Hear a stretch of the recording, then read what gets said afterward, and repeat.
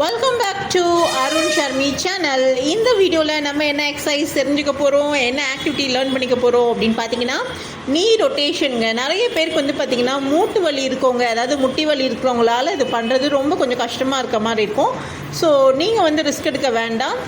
மற்றபடி எனக்கு எந்த ப்ராப்ளமும் இல்லை, எனக்கு வந்து தைஸ் ஹெவியாக இருக்குது, எனக்கு வந்து இந்த ஃப்ளாபினஸ் வந்து கொஞ்சம் டோன் பண்ணால் பரவாயில்ல, இல்லை வந்து என்னால் வாக்கிங் போகிறதுக்கு எனக்கு டைம் இல்லை, அதே மாதிரி லோவர் பாடி கொஞ்சம் ஹெவியாக இருக்குது, ஸோ அதுக்கு எக்ஸசைஸ் பண்ணால் கொஞ்சம் பரவாயில்ல அப்படின்னு தோணுச்சு அப்படின்னு நீங்கள் ஃபீல் பண்ணிங்கன்னா கண்டிப்பாக இந்த எக்ஸசைஸ் உங்களுக்காக தான். ஏன்னா இந்த எக்ஸசைஸ் வந்து பார்த்திங்கன்னா நல்லா உங்களுடைய ஹிப் மசில்ஸை வந்து நல்லா சர்க்குலேட் பண்ணிவிட போகுது. இதோடைய ரொட்டேஷன் வந்து பார்த்திங்கன்னா கிளாக் வைஸ். ஸோ நம்மளுடைய கிளாக் வைஸ் எப்படி ரொட்டேஷன் பண்ணும் அதே மாதிரி நீங்கள் லைட்டாக பெண்ட் பண்ணிவிட்டு ஒரு சர்க்கிள் போடுற மாதிரி ரொட்டேட் பண்ணுங்க. கரெக்டாக வீடியோவில் பாருங்கள், நான் ஸ்லோ மோஷனில் தான் போட்டிருக்கேன்.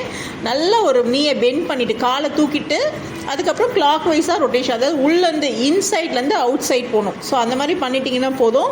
ஸோ ஃபர்ஸ்ட் இனிஷியலாக எனக்கு உங்களுக்கு இந்த எக்ஸசைஸ் புதுசாக தான் இருக்கும். ஏன்னா காலை வந்து நம்ம வந்து ஃப்ரண்ட்டில் லிஃப்ட் பண்ணுறது, சைடில் லிஃப்ட் பண்ணுறது, பேக்கில் லிஃப்ட் பண்ணுறதுலாம் ஈஸியாக இருக்கும். பட் அதில் ஒரு சர்க்கிள் போடணுன்னா கண்டிப்பாக ஒரு 40+ ஒரு 50+ ஏஜ்டாக இருந்தீங்கன்னா உங்களுக்கு கொஞ்சம் கஷ்டமாக இருக்கும் இல்லைங்களா?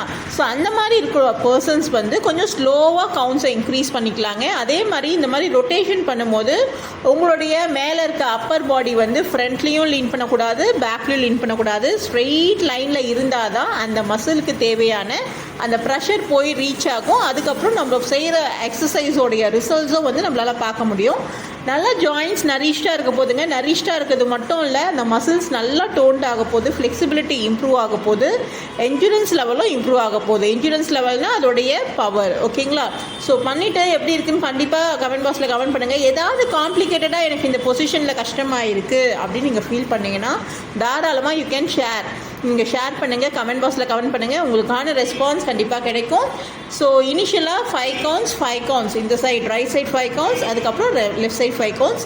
ஸோ உங்களுடைய ஃபேவரட் பிளேஸை வந்து சூஸ் பண்ணிக்கோங்க. அந்த வால் ஆர் வந்து ஏதாவது ஒரு சேர் அதை ஹோல்ட் பண்ணிவிட்டு நீங்கள் பண்ணலாம். இதுக்காக நீங்கள் வந்து ஒரு பார்க்குக்கு போகணும், இல்லை வந்து நம்ம வந்து ஒரு என்ன சொல்கிறது ஒரு ப்ளே கிரவுண்ட் ஏரியாவை சூஸ் பண்ணோம் அப்படிலாம் கிடையாது. நம்ம வீட்டில் இருக்க நம்ம ரூமில் இருக்க ஒரு கார்னரே நம்ம போதும். நம்ம லோவர் பாடி எக்ஸசைஸ் வந்து பண்ணி ஈஸியாக நம்மளுடைய மசில்ஸை டோன் பண்ணிடலாம்.